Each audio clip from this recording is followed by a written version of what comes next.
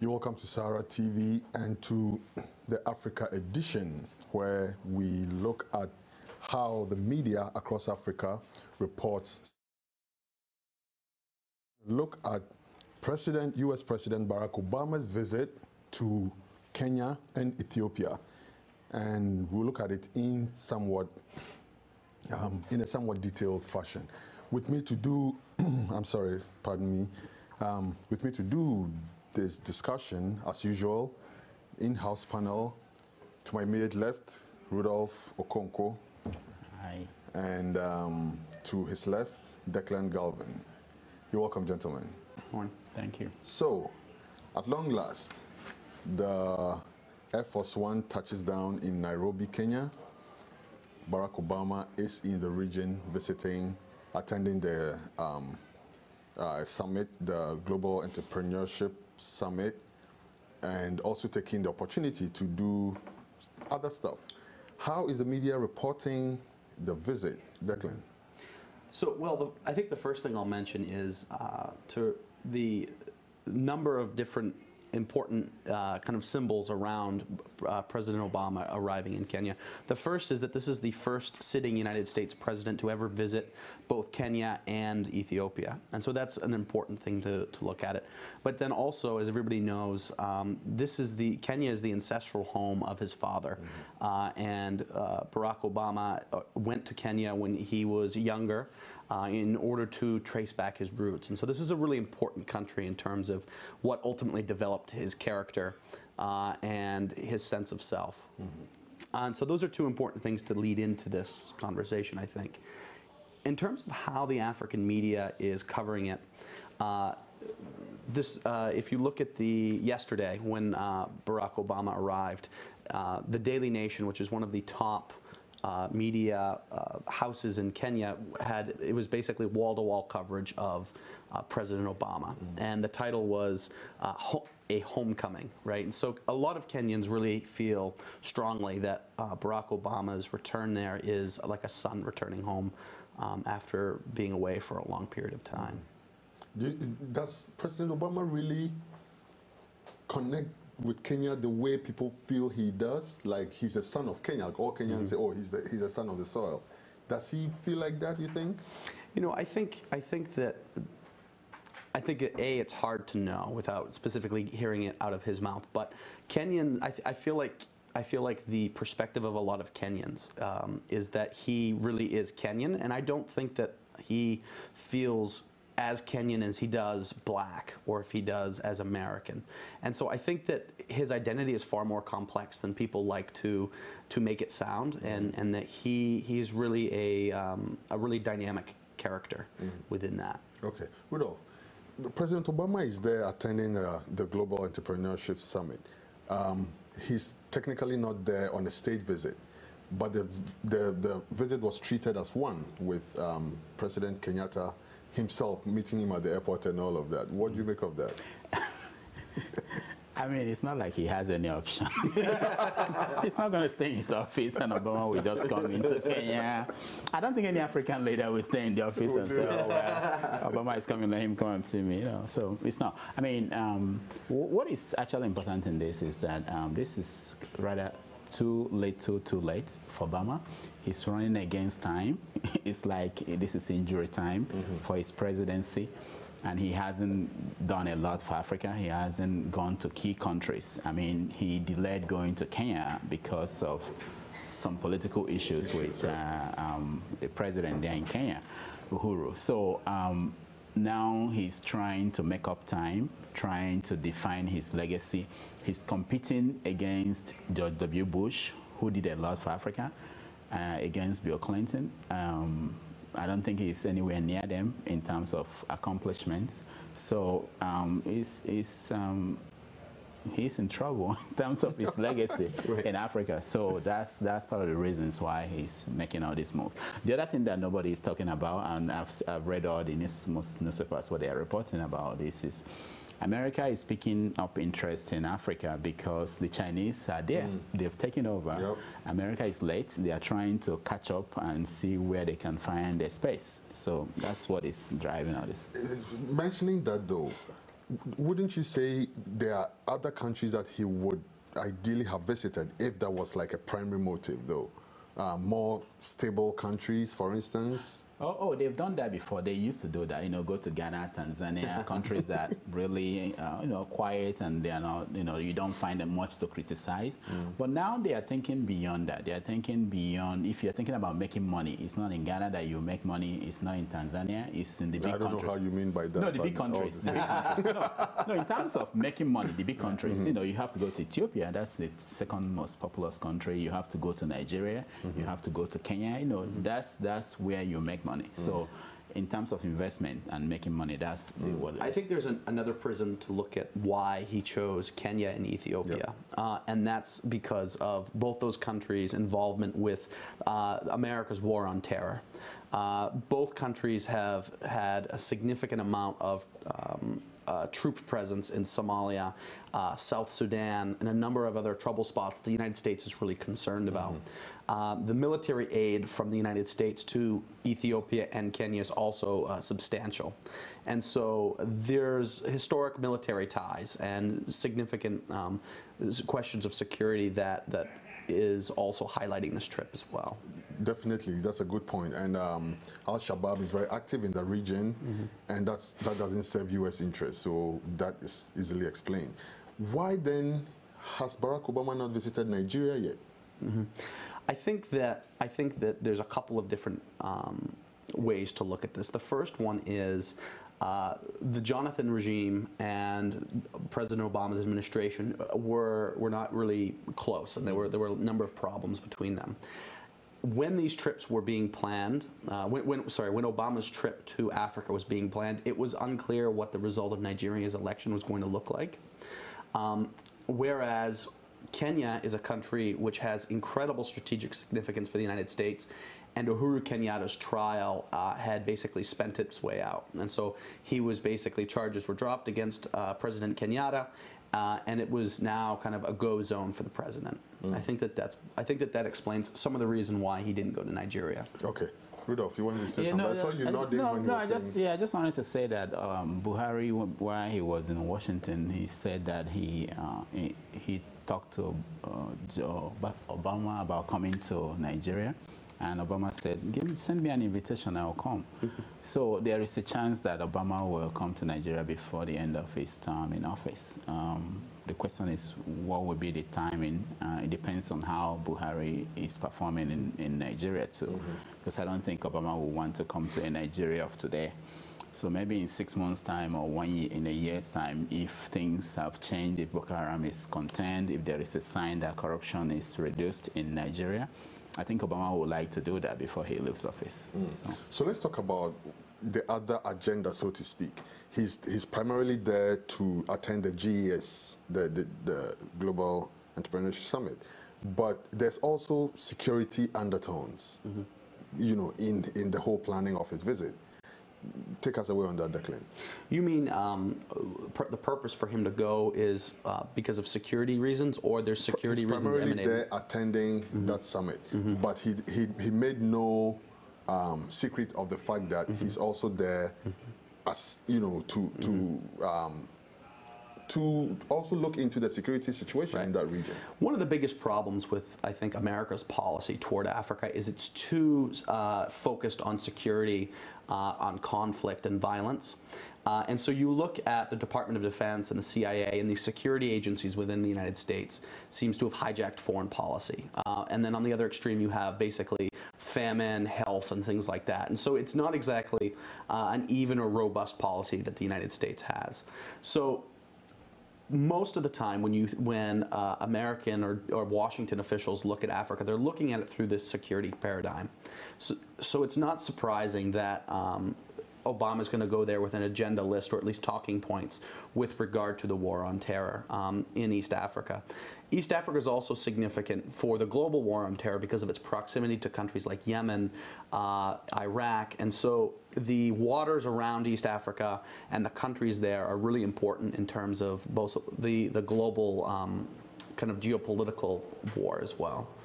Rudolf, you had a point to make on that? No. I mean, I think I don't think he needs to go to Africa to discuss that or for them to do anything about that. The other angle that I think people are looking at, Obama came into power with this idea that even countries that are not doing well in terms of issues of human rights, that they could be engaged, and they could engage them and get them to behave better, which is what led to the issue of talking to Iran and the Iran deal that they just struck. So I think going to Ethiopia, for instance, most American presidents will have stayed away from Ethiopia. In case of Kenya, we know his father is from there. He had to go there before he leaves office, so he just had to go. But in case of Ethiopia, it's a change, and it has implications. So, for instance, some people are saying going to Ethiopia, where there are issues about human rights and how they treat the opposition and everything, that is also encouraging people like Museveni of Uganda, Paul Kagame of Rwanda, and all those other people who are not interested in leaving power, who are pressing, closing the political space. So if they continue, which was the policy they had during the Cold War, which is if you're a dictator and you're in their good books, they will look away from other things that are going on.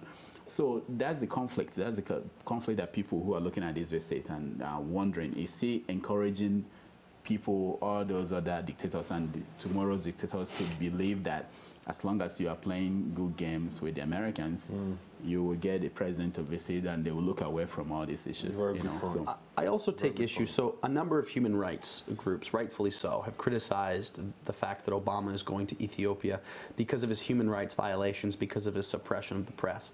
And that's true. But it's just as true that this visit is not expressly to meet with Ethiopian officials and the president, though that will happen. It's because he's going to meet the African Union, which is headquartered in Addis Ababa. And if you look at the itinerary of his trip, most of his trip is dedicated to carrying out meetings and roundtables at the AU. And I think that that's a really important thing that's sometimes getting missed, even though my hope is that when he speaks with the Ethiopian government, that he takes a tone which lets it known that the United States is unhappy with a lot of the repression going on. Okay, so let's now try to look from within Africa.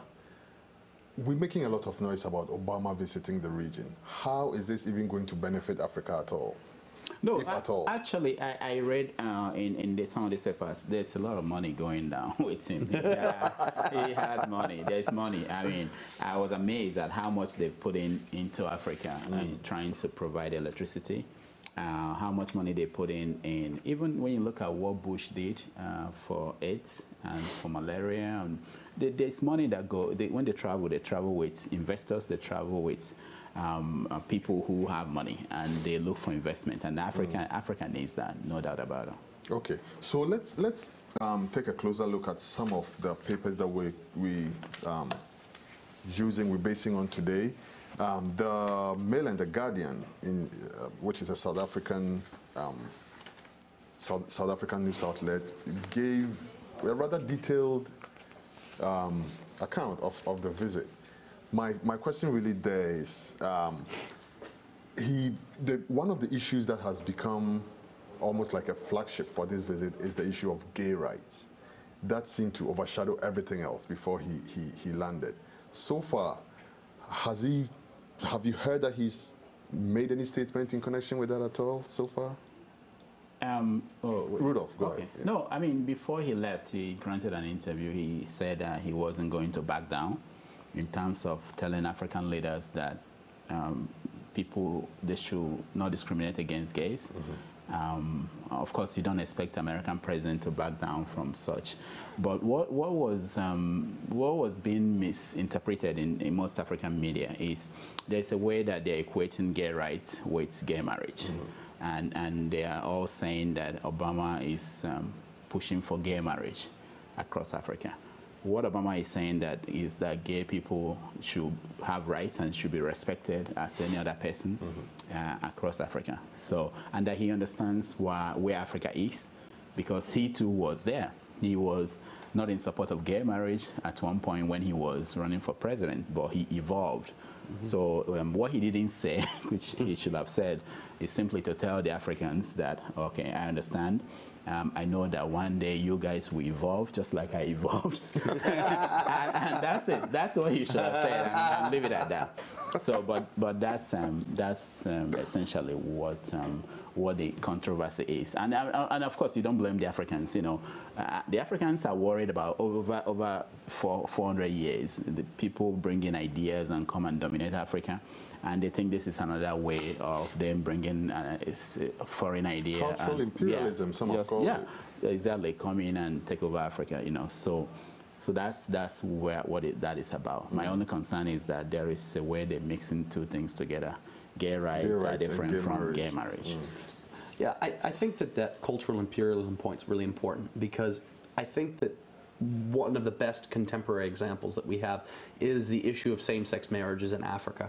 You have predominantly American evangelicals coming to places like Uganda and carrying with them the baggage of the cultural war which is happening in the United States, which is the relationship between religious institutions and governance, how awful gay marriage is according to some Americans. And they're bringing these arguments, and they're basically using Africa as a petri dish in order to continue these battles. And I would say the same thing it goes for a lot of human rights and development organizations based in the United States, who will go to Africa and start saying gays should have marriage here, and use their power to try and distort the conversation in Africa. I would beg to differ with you on that point, though, Declan, because it's not just these countries. There are also countries like Ghana, which has more of a British influence than an American influence, at least, you know, in a historical context. Right. And it seems to be more of a thing that's African than, I really don't think it's something that's being sold to Africans. I don't know. by In Uganda, Americans. he's right. In Uganda, yeah, the people, the pastors and all these churches from here, they are invested in that in Uganda. It's more no, the Anglican Church is not an American church. No, I don't mean the Anglican Church. No, I'm giving you an example. Yeah. An Anglican bishop stood up and said, it's time for Africa to evangelize the West. I don't think he was taking that from a source that he borrowed from. But again, from the vantage point of cultural imperialism, I think that American institutions, religious or non-denominational or human rights institutions, do go to Africa and impose messaging on Africa. Now, how that messaging is absorbed or resisted or ignored, I agree there's nuance across the continent, but in terms of Rudolf's point, which is I think Africans are concerned that 400 years of people bringing new ideas and saying this is how things ought to be, I think that that's weighing heavy, and I think that reality is playing itself out with regard to same-sex relationships. All right, we won't overflog that horse because I know it's going to take up the rest of the time, but let's move on. So the American government and the EU have hinted, though, that in the very near future, aid is going to be attached to issues like gay rights. That's been almost bluntly stated. How African governments going to react? How do you see African governments reacting? Are they going to back down and say, oh, you know what, we know better now, bring the aid and bring whatever it is else that you want to bring? Or do you think it's time, this time, African governments are going to be like, okay, it's time to take our own destiny into our own hands, aid or not? So conditions attached to aid are nothing new for Africa, and so is ignoring the conditions, right? And so I want to reiterate what Rudolf's point is. I don't think that we should automatically equate same-sex rights with gay marriage, right? I think that the issue is discrimination, laws which criminalize gays to the point of life in prison or capital punishment. Yeah. I think that those are the kinds of rhetoric around what that would be, which is actually nothing new. If you think about the human rights issues have been attached to the provision of aid for a long time, so I don't actually think that's a new thing. All right, Rudolf. No, he's right. I don't think he's going to change anything. Sometimes governments will close their eyes and let things go underneath. And even the Americans will say, okay, this is more important to us than whatever we said before. Look at the example is Egypt, where the law that says, oh, if a country takes over, if they take over from a democratic elected government, they are not going to get aids and blah, blah, blah. At the end, America decided that this wasn't a coup, it was something else, so they find a way around it. So. Permanent interest, right? Yeah. Okay, so the Herald is a Zimbabwean paper, news outlet, and they reported the thing from the angle of gay rights.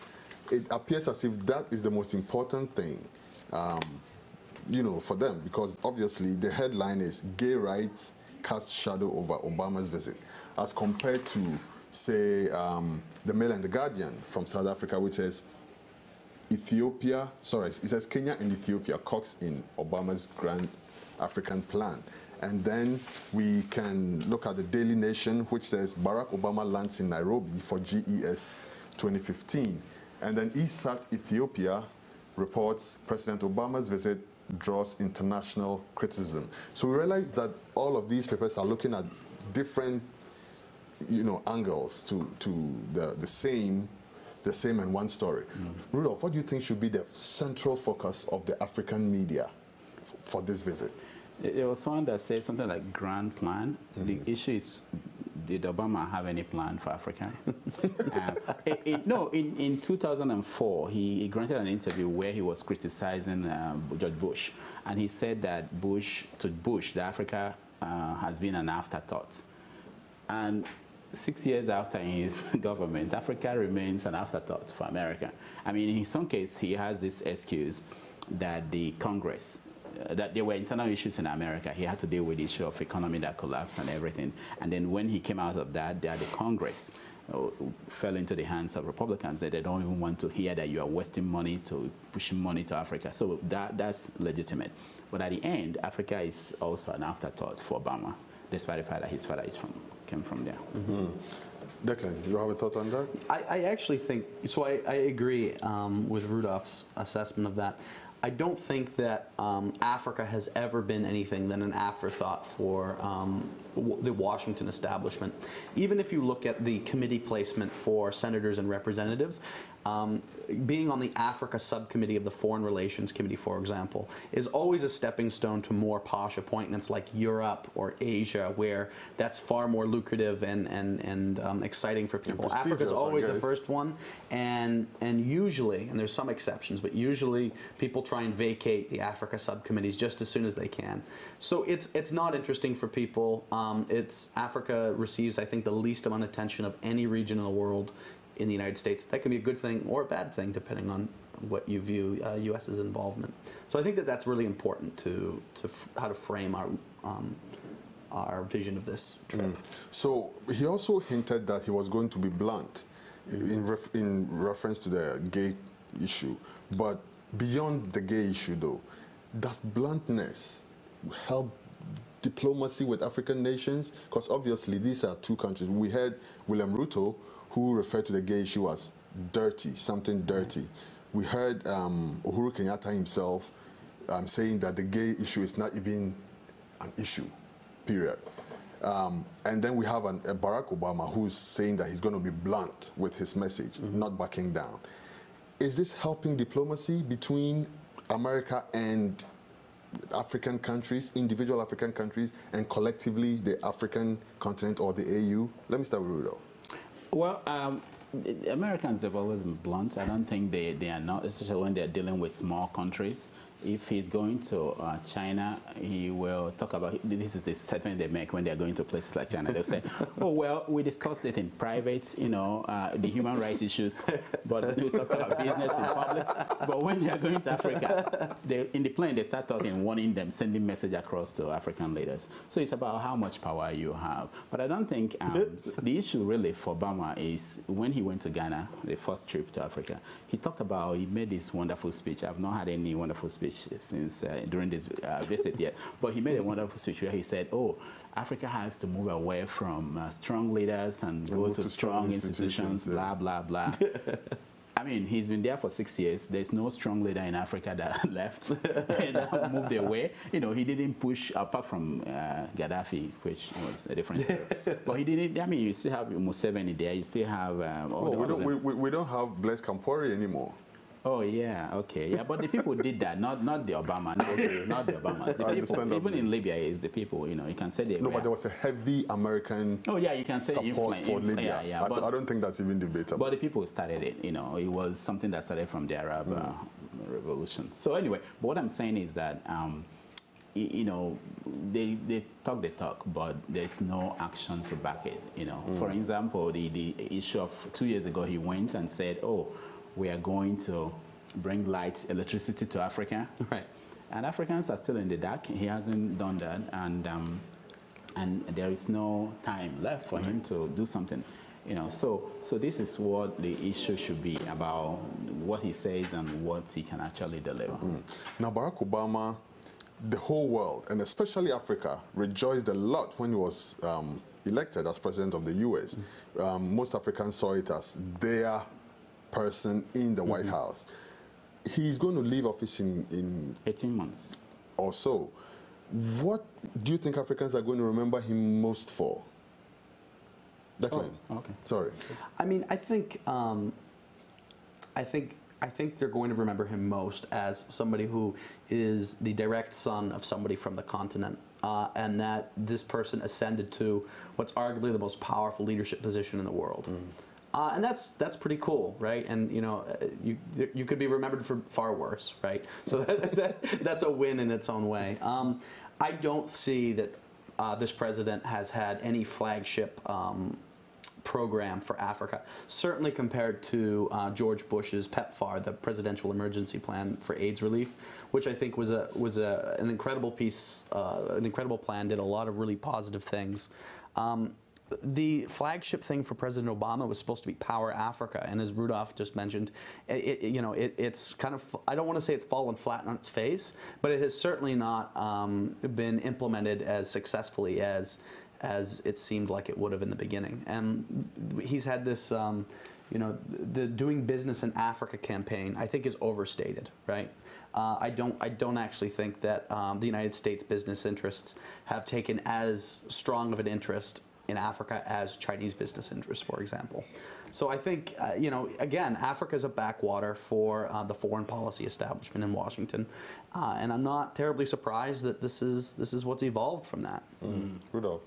Yeah, I mean, he still has 18 months, depending on how things go in America. If he has the free time to pay more attention to Africa, he could still accomplish something. So I don't think the door is all closed for him. But even if he fails to accomplish more than what he has started, what he has done at this present time, I think the idea that he was a leader, child of an African, is something that is helpful for Africans all over the world. Because if you look at it, the bigger issue is that there are a lot of Obamas in Europe. I mean, children of African immigrants who had kids with whatever country they went to. In Germany, in Britain, there are a lot of them. You know, if you look at the British Parliament, there are a lot of Nigerian kids who were born there from Nigerian parents, mixed kids. That is the people, that group of people, he gave them a boost, that they are somebody, they belong to somewhere, they can accomplish anything they want to accomplish. And even for the kids, children of immigrants like my kids, you know, they look at Obama, and in that regard, he has done something indirectly. Just like the way they gave him Nobel Prize, you know, not for what he did, but the fact that who he is. so we may remember him not really for what he did for Africa, but the fact that for he who was. He is. Yeah. But in terms of what he did, though, you don't think Africa can point to anything that they can be proud of and say, this is what we benefited from Obama's presidency? Someone wrote me one time and said, when we were talking about his second term, whether he should win an election for a second term, what has he done to Africa? And the guy said that he should build a road from the east to the west. From Cape to Cairo. Yeah, east to west and north to south, and open up Africa. That's a wonderful idea, but of course you know that the U.S. Congress will not approve something like that. But I think he still has opportunity to open up Africa in a different way, not really by physically building roads. And he has opportunities to do that, and he might still be able to do it. The thing is that sometimes when he gets back to Washington, other issues will just take over. Okay, we actually went over time now, but I have 2 more questions, and I'll let you handle them one each. Please try to crush them in as little time as you can. Declan, what is in it for the U.S.?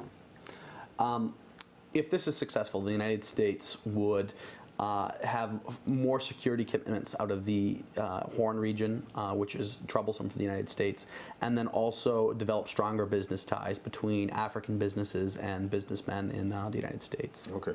And Rudolf, do you think he has enough time, just picking up from where you left off in your last response, does President Obama have enough time to make any impact at all in Africa to compare with George Bush or Bill Clinton? Yeah, he could, especially in the issue of lights, bringing electricity to Africa. He could.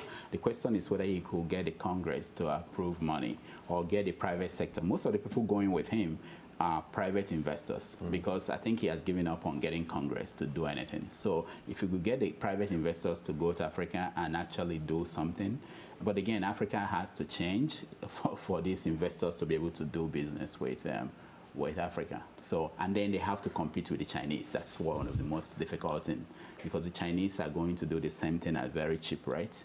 And, you know, there are so many other issues with the Chinese investment in Africa. So those are the things that we have to watch. Insightful as always. Thank you very much, Rudolf Okonkwo, senior anchor with Sahara Reporters, and the host of the Dr. Damage's show, one of the most reverting political satires anywhere in this world.